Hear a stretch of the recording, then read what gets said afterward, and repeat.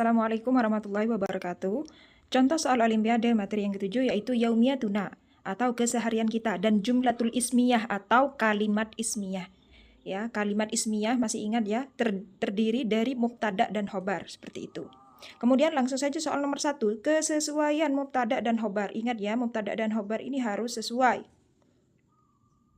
Kalau mubtada'nya muannas, khobarnya juga harus muannas. Jadi di sini contoh Aisyah, soal yang pertama. Aisyah titik-titik darsa pelajaran figur fatil mudzakkirah di ruang belajar al-an sekarang.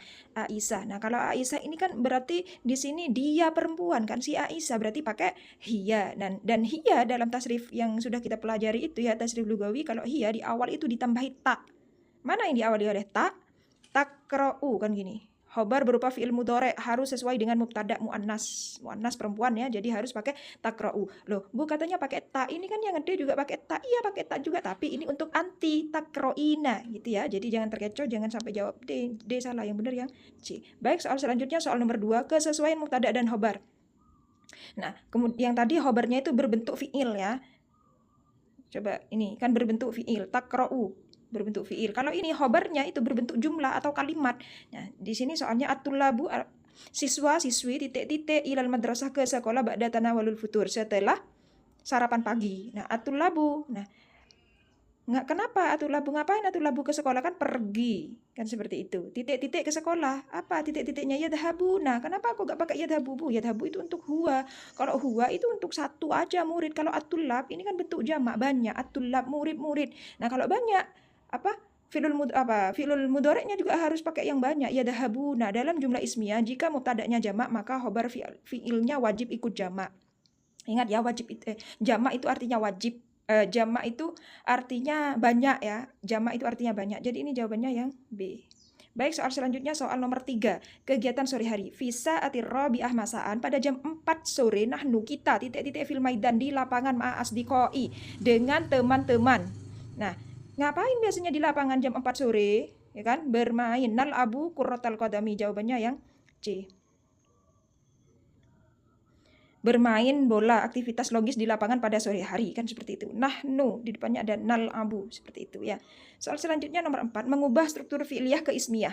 Nah, seperti yang sudah Ibu jelaskan, kalimat dalam bahasa Arab itu dibagi dua, ada fi'liyah, ada ismiyah. Nah, di sini diperintahkan jumlah yang fi'liyah yang diawali oleh fi'il harus dirubah menjadi jumlah ismiyah.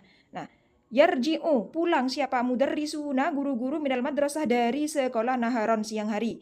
Nah, yarji'u di sini kan kalimat ini kan diawali oleh fi'il. Nah, jadi ini adalah jumlah fi'liyah. Nah, jumlah fi'liyah ini harus dirubah menjadi jumlah ismiyah.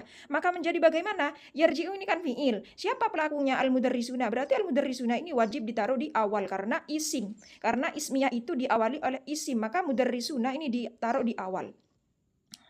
Nah, mudarrisuna mana? A sama B ya. Jadi kalau A sama B ini,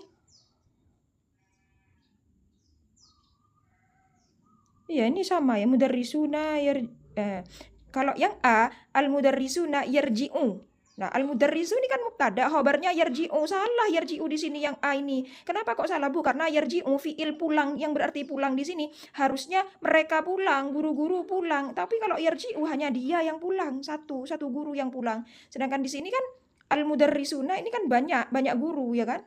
Jadi pakai al-mudarrisuna yarji'una minal madrasah. Jadi jawabannya yang B. Mubtada diletakkan di depan dan fi'il menyesuaikan jamak.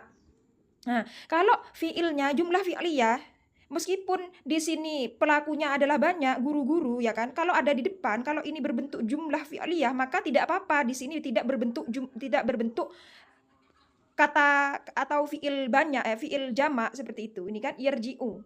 Kok bukan yarji'una seperti itu? Karena di sini memang harusnya pakai yarji'u kalau diawali oleh fi'il. Kalau jumlah fi'liyah, kalimat fi'liyah pakai yarji'u. Kalau dirubah menjadi jumlah ismiyah yang yarji'u di sini, ya, ini kalau kalian tidak paham, kalian akan menjawab A, padahal salah yang A ya, yang benar yang B. Karena kalau sudah menjadi jumlah ismiyah, maka di sini fi'il yang awalnya hanya menyangkut satu, yarji'u, di sini harus dijamakkan karena mubtada letaknya itu di awal, kemudian harus menyesuaikan. Kalau mubtadanya di sini mubtadanya di sini laki-laki banyak, guru-guru atau seseorang yang banyak orang gitu ya. Kalau banyak orang berarti yarji'una di sini juga harus dibanyakin fiilnya. Pakai waw nun di sini, waw jamak, waw yang menunjukkan bahwa di sini adalah bentuk banyak. Jadi guru-guru yarji'una adalah pergi atau adalah pulang.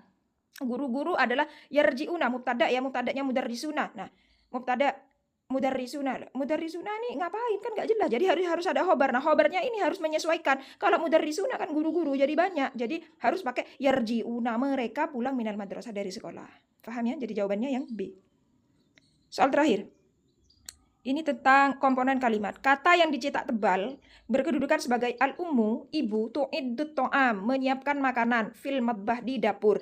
Nah, yang dicetak tebal kan di sini al-ummu. Ingat ya, kalau sudah ada alif lamnya di depan al-ummu, alnya itu menunjukkan bahwa ini isim. Nah, kalau kaidahnya kalau isim ada di awal kalimat berarti ini sudah dipastikan bahwa ini adalah sebagai mubtada. Jadi jawabannya yang A. Subjek yang berada di awal kalimat yaitu di awal kalimat ismiyah yaitu kalimat ismiyah. Oke. Di sini ada bagan ya, jenis kalimat ada dua, ismiyah, kemudian ada fi'liyah. Kalau ismiyah itu terdiri polanya ya subjek plus fi'il. Wajib jika subjek jamak, fi'ilnya harus jamak. Itu kalau ismiyah. Jadi mubtada itu harus kalau mubtadanya jamak, khobarnya juga harus jamak. Nah, kalau jumlah fi'liyah, di sini kan diawali oleh fi'il. Setelah fi'il ada subjeknya, wajib tunggal. Nah, ini wajib tunggal. Meskipun subjeknya jamak, fi'il tetap mufrad atau tetap satu, tunggal. Seperti contoh tadi ya. Yarji'u al-mudarrisuna. Nah, pakai yarji'u tetap bukan yarji'una kalau itu jumlah fi'liyah. Kalau jumlah ismiyah al-mudarrisuna yarji'una gitu ya, paham ya? Kemudian tips untuk kalian ya. Jadi pastikan kalian itu hafal.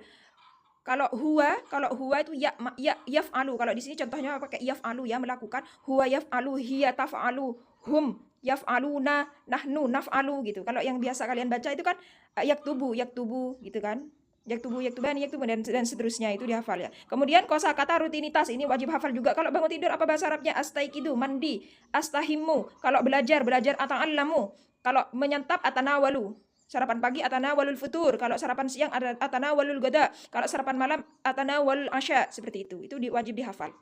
Kemudian harokat akhir mubtada, ingat ya. Kalau mubtada harus selalu marfu ya, marfu. Umumnya berharokat dhammah. Ingat ya, kalau mubtada atau jumlah ismiyah itu harus harokatnya dhammah, umumnya itu dhammah. Atau pakai wawu jika jamak mudzakkar salim, atau menggunakan wawu di depan jika jamak mudzakkar salim. Contohnya seperti al-muslimuna, di belakang ada wawu kan? Wawu jamak itu maksudnya wawu yang menunjukkan banyak. Oke, terima kasih, tetap semangat. Barakallahu fikum. Wassalamualaikum warahmatullahi wabarakatuh.